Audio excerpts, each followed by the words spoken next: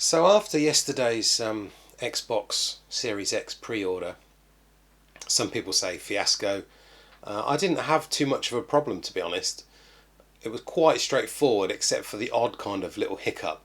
So I just wanted to share with you some thoughts about what you should do, really, or what I do anyway.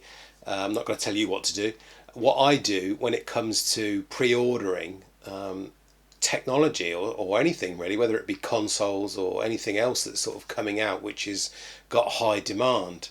So number one, this is what I did. First of all, I found out obviously you needed to know you need to know what day and time these things should be being released. I mean, it's great if they tell you. If you don't, your chances are slimmer.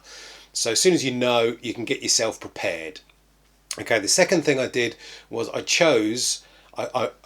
researched which retailers were going to be selling the product. I wanted obviously the Xbox Series X, and then I narrowed it down and I kind of looked at these retailers and I wanted to pick a retailer or more than one really. And you need a backup, so I picked out two retailers, both that I trusted that they would actually have the stock when it came down to it, and they weren't just going to take your pre-order, but you weren't going to get it on release day.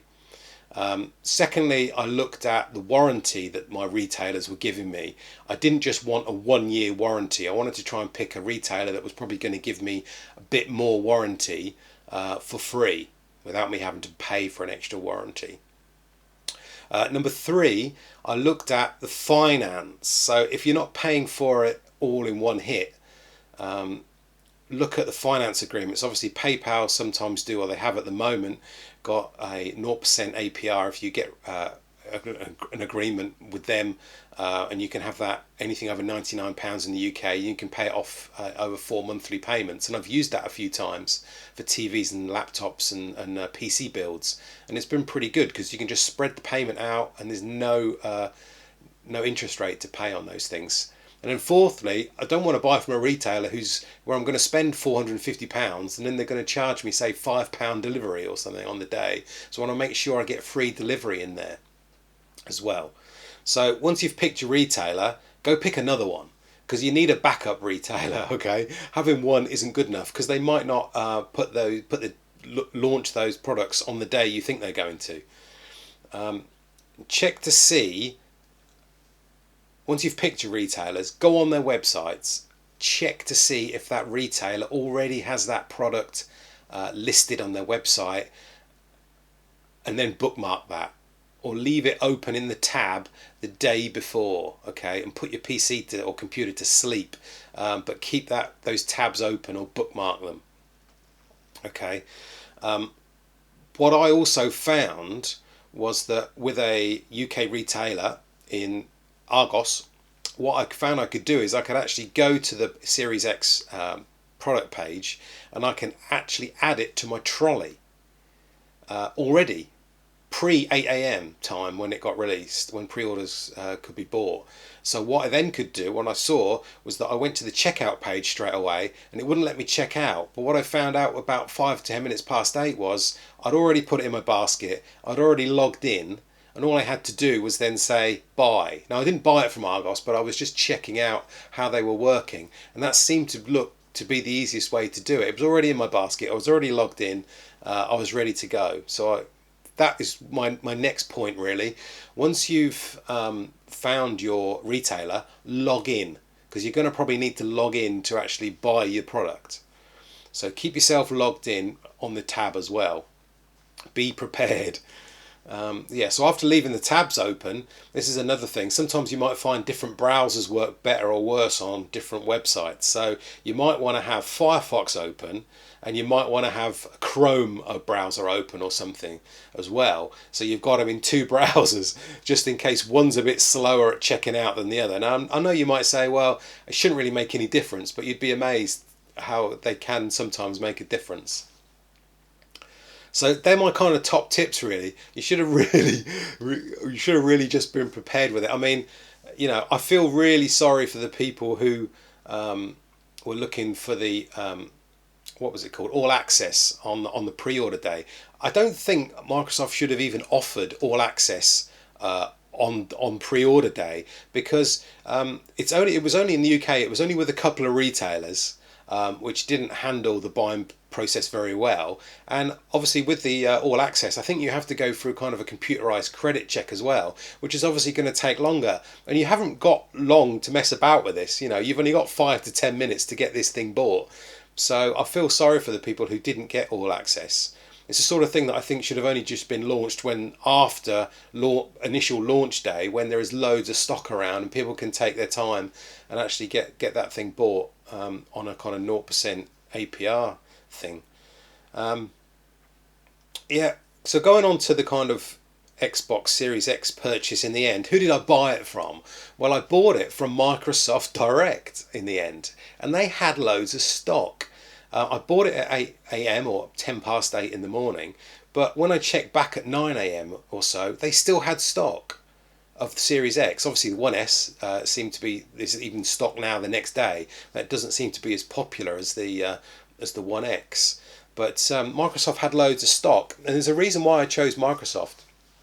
And the reason was because they have this complete package that you can buy afterwards. Now, obviously, if you buy without the complete, you get a 1 year warranty from Microsoft. But if you buy the complete for around, well, it was £39 English pounds for the One X, and it covers your console for one repair for 3 years. And you can swap out 2 controllers in that 3 years as well if they break or malfunction. So, and it's something you don't have to buy at the same time as you buy the console from Microsoft. You can actually then contact Microsoft on the day you get the console in November, and then what you can do is you can purchase the Complete Care, or I call it Complete really, afterwards through Microsoft within 45 days, I think it is, of you actually receiving your product. And that covers certain other things that Microsoft produce, like the Surface products and things like that as well. So that's what I'm going to do. But who was my second backup retailer? Well, my second backup retailer was John Lewis in the UK. And the reason for that is because John Lewis provide a 2-year warranty on all their products for no extra cost. Unfortunately, John Lewis, as of the second day after release, which is now the 23rd of September, they still haven't listed them on their website. But the other reason why I was going to pick John Lewis was because they do this, they take PayPal, and I could have got 0% APR over 4 months with John Lewis, although I didn't get that with Microsoft. Just going to also mention about paying for it. Again, if you paid outright for it, I understand some of the retailers in the UK were actually taking the money from you straight away as well, which I don't know if I agree with that or not, but Microsoft are not taking the money from me until the day or closer to the time that it gets shipped anyway. So at the moment, I haven't handed any money over to Microsoft, which that also would make it easier if I sort of decided to cancel my pre-order and go with someone else. So that sort of begged the question really, is why people chose UK retailers such as Currys, Argos and Amazon, who only provide a 1-year warranty when you could have got 3 years if you'd paid for the complete from Microsoft, or if you bought from John Lewis when they do list it, they provide you with a 2-year warranty, as I think the warranties are really, really important.